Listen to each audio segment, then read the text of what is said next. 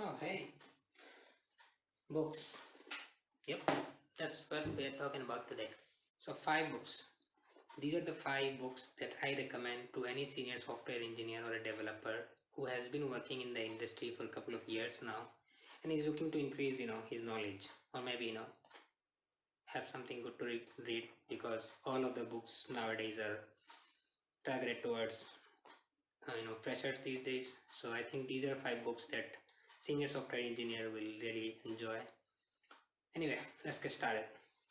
So, first book, let's start with the thinnest book and my favorite book amongst these five, Pragmatic Programmer, or should I say the Pragmatic Programmer.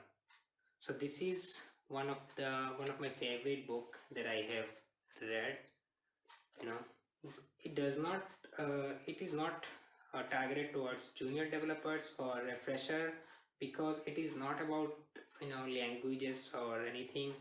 It is more about how to write your code, how to design how to design and architect your software, and what are the good best practices to follow, and how should you go about solving a problem.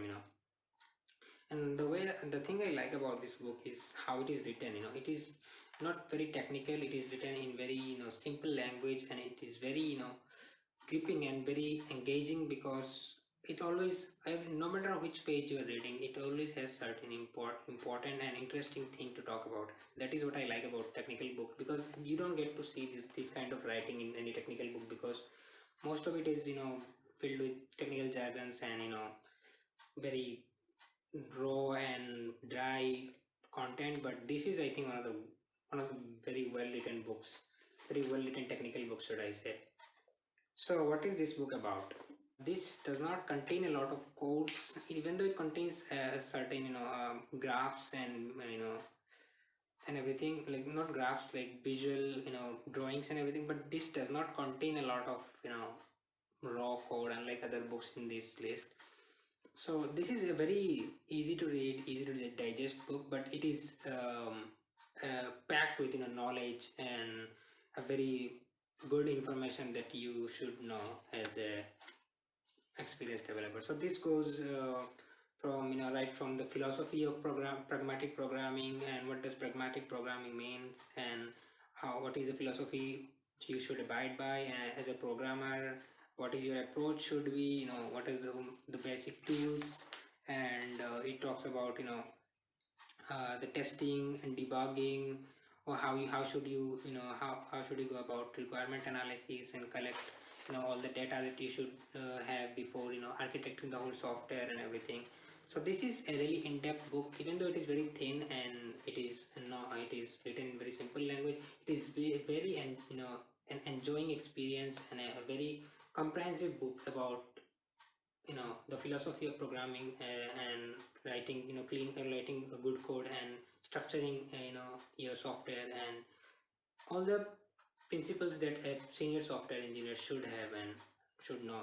When you are reading this book, this does not feel like this does not feel like a technical book at all. And it is very rewarding experience when you go through these books, because the process of reading this book is quite enjoyable, and you also get to know a lot of things that you should know as an experienced developer. That's my first recommendation, The Pragmatic Programmer by Andrew Hunt and David Thomas. So next book number two. So this is another thin book, like not a very thick book. So this is Design Patterns. Everybody who has ever written a couple of lines of code heard about this. This is Design Patterns.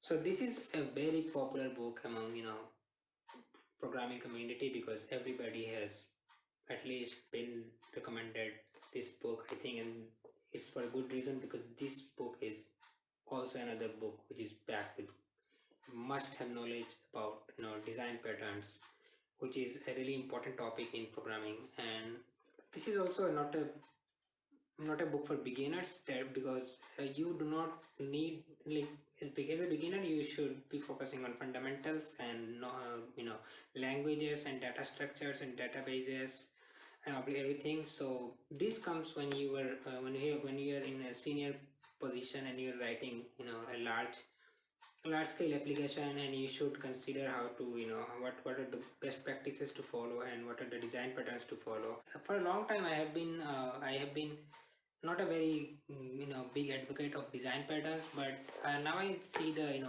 benefits of knowing design patterns.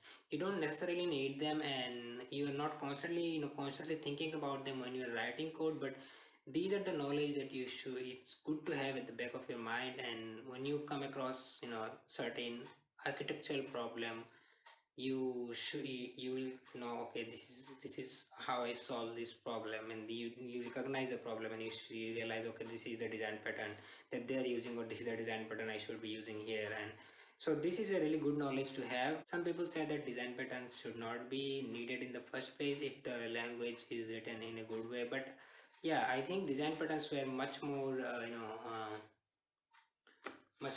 practical back in the day, but design patterns still matter, and a lot of frameworks that you will be working with uh, follow these design patterns under the hood, and you should have knowledge of these design patterns. So design patterns is another really good book to have in your collection as a senior developer.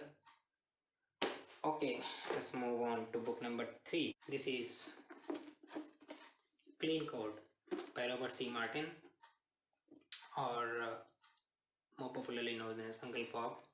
So this is written by a guy who was one of the guys who wrote the Agile Principle. But this book is quite thick, but this is not a really easy book to go through. Like, you have to be focused, and you have to really be involved when reading this book, because this book has ton of coding examples and case studies where he goes through. He gets you involved when you're reading this book, and this book is like has everything, man. Like, this book is a must read for anyone who cares about code, who just doesn't just write code and solve problem and gets the fuck out of there. No, anyone who really cares about his code and how it is, how it looks, and how it is how it is read and how it is perceived by others will love this book. Because I think, like, when you're writing code, you are not writing code for just the machine, because you are writing code for other people. You are writing code for your teammate, for other people who will, who will maintain the code, who will see the code, who will work on the code, and so you should make sure that your code is clean and your code is readable, maintainable, scalable, extensible, reusable. So these are all the principles, like principles that Robert C. Martin talks about in this book, are the principles that you should follow if you are trying to write good code, clean code. And as an experienced developer, you should follow clean code principles, because you're like, probably the code you will be working with will be very large, and you cannot write spaghetti code, and you will not get away with writing spaghetti code. And at that point of time, you should follow some best practices and principles. So Robert C. Martin talks about all those things, man. He talks about how how to write a function, how many lines of code a function should have, how to name your variables, what are the conventions of writing variables and everything. So yeah, in this book, like, it helps if you know Java, because the code example he goes through are written in Java, and but it doesn't matter if you're coming from PHP or C, C++, C sharp background. The Java part won't be a problem. So you should sit down with a pen and paper, man, when you're writing this book, because this book will need your attention, and this is a really good book to have you know in your library as an experienced developer. Okay, so let's move on to book number 4. 4 3 4, yeah. Okay, so this is another one of those books that are not completely code related, like language related. I think none of those book I have gone through are language related. So these are more of principles and best practices and philosophy of writing code and everything. So that is why I said that these are the books an experienced developer should read. It doesn't really make sense for a junior developer to read. Like, it is helpful, but you will come to appreciate these books as you gain experience in the industry and as you write more and more code. So this is Object-Oriented Analysis and Design with Applications by Grady Booch and some other very nice authors. So this book talks about object-oriented programming, OOP. This is one of the books in my list that also college students can read, and it will be helpful in their you know studies also, because this talks about object-oriented programming. And I think this university courses cover object-oriented programming, and as a as a fresher or as a experienced developer, you should understand object-oriented programming in a deeper level, and you should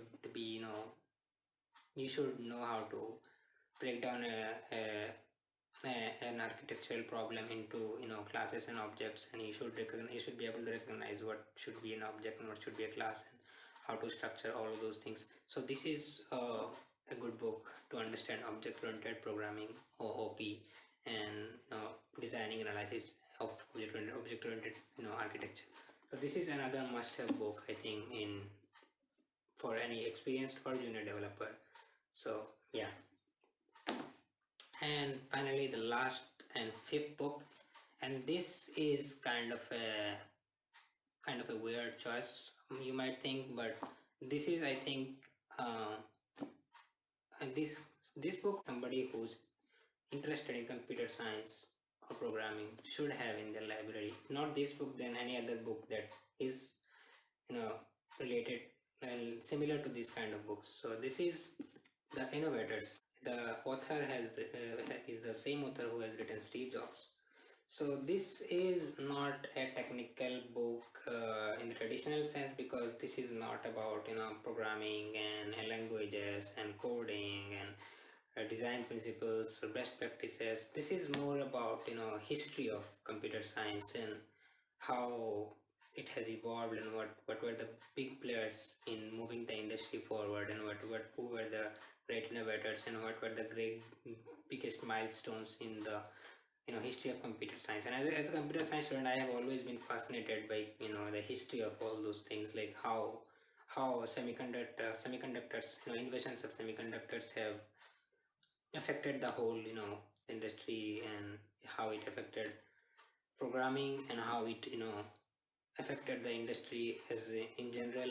And this books talks about everything. So this book goes from talks about everyone, every big players. This book goes from Ada Lovelace, the very first programmer who programmed Charles Babbage's computer, and then talks about Alan Turing and Steve Jobs and Microsoft, all those things. So this is a very good book, and this is not very demanding, but it is very very enjoyable read. And it I think you should like pick up this book every now and then between those technical books, those heavy hitters, and sometimes you should pick up these books and just read through it, because knowing about, like, it is very easy to take everything that you have right now for granted, the advancement that has been made in the technology. But you should go back and it will make you appreciate two things. One of the things is that how much we have progressed in terms of technology, and also in how much programming has not programming is not changed in the last 30-40 years. I think programming is similar in the way it was 30-40 years back. So this once you read this book, I think you will come to realize that fundamentals are still the same, and it will make you appreciate what the fundamentals more, and will not make you run after all the new frameworks and languages that come out. And it will make you focus on getting expertise in fundamentals and core technologies, in my opinion. And this is also a like very good history lesson in terms of computer science and technology. So this is a very, very good book. Anyway, So these are my top, not top five. These are my one of the five favorite books of programming in terms of programming and computer science. So these are the books I think any experienced developer should have in their collection. So Pragmatic Programmers, Clean Code, Design Patterns, Object-Oriented Analysis, and The Innovators.